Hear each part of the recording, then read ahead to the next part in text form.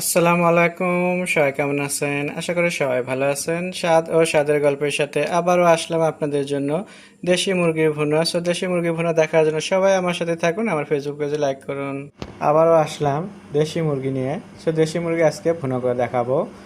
এখানে দেশি মুরগিটা আমি চামড়া সহ নিয়েছি, দেখতেই পাচ্ছেন একদম মার্কেট থেকে এরকম কেনা, কেটে নিয়ে আসা। এখন আমি রান্না করব।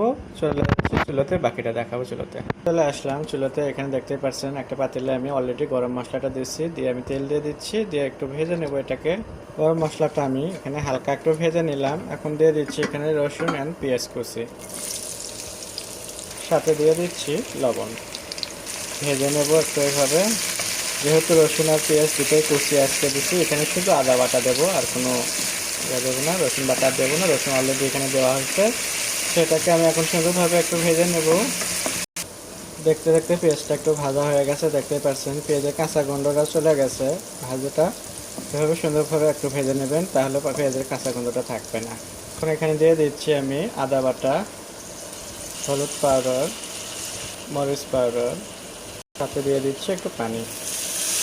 পানিটা দিলাম, দিয়ে এখন সুন্দরভাবে এটাকে একটু এভাবে মিশিয়ে নিতে হবে।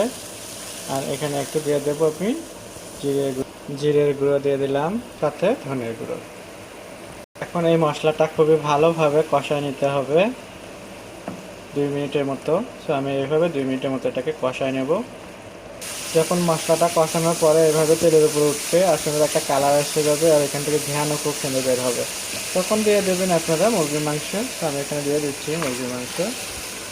এই মাংসটা দিয়ে আমি এখন সুন্দরভাবে মশলার সাথে আমি মিশিয়ে নেব এইভাবে। এইভাবে মুরগিটা দিয়েও আমি কিছুক্ষণ আবারও কষায় নেব মশলাটাকে। মাংসটা দেখতেই পাচ্ছেন আমি কিন্তু কষানো খুব ভালোভাবে কষে নিলাম এটাকে। দেখবেন কষাতে কষাতে যখন তেলের উপর উঠে আসবে, তখন আপনি এখানে দিয়ে দেবেন গরম পানি। আমি এখন দিয়ে দিচ্ছি এখানে গরম পানি। গরম পানিটা দিলাম। দেশি মুরগির মাংস গরম পানিটা একটু বেশি করে দিলাম পানি, কারণ এটা একটু সেদ্ধ হতে টাইম লাগে। তো দেখা গেছে যে 40 থেকে 45-50 মিনিট লাগে যাবে এটা সেদ্ধ করতে। আমি এখন এটাকে ঢাকনা দিয়ে খুব ভালোভাবে রান্না করে নেব।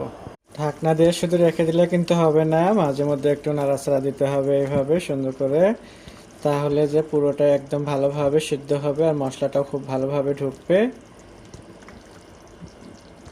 এই হচ্ছে আমার দেশি মুরগির মাংস ভুনা। এইভাবে একটু সুন্দর করে আমি রান্না করে নিচ্ছি। এটা কিন্তু আমার রান্না হয়নি, এটা আরও একটু সময় লাগবে সিদ্ধ হতে।